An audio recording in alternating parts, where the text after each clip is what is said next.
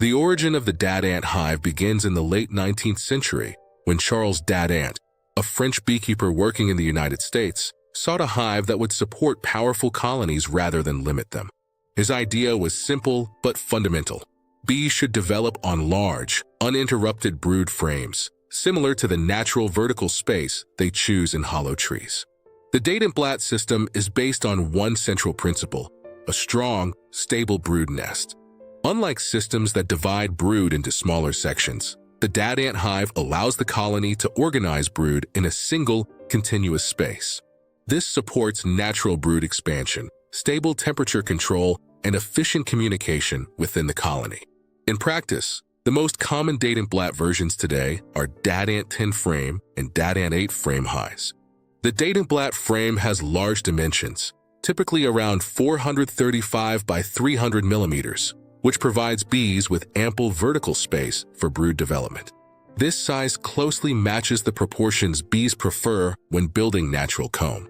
In a Dadant 10 frame hive, the brood chamber offers maximum space and stability.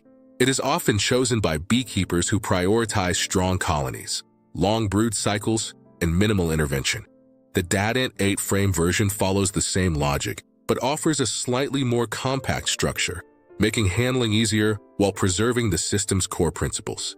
What matters most is not the number of frames, but the logic behind them. The Dadant system separates functions clearly. The brood nest remains deep, stable, and undisturbed. Honey supers are added above, allowing bees to store surplus honey without disrupting brood organization. This vertical logic mirrors natural colony behavior, where brood stays below and food reserves accumulate above. Because of this structure, the Dadant hive encourages calm colony development. Bees regulate temperature more efficiently, brood patterns remain compact, and the queen has uninterrupted space for egg laying. The Dadant hive is not designed for constant manipulation.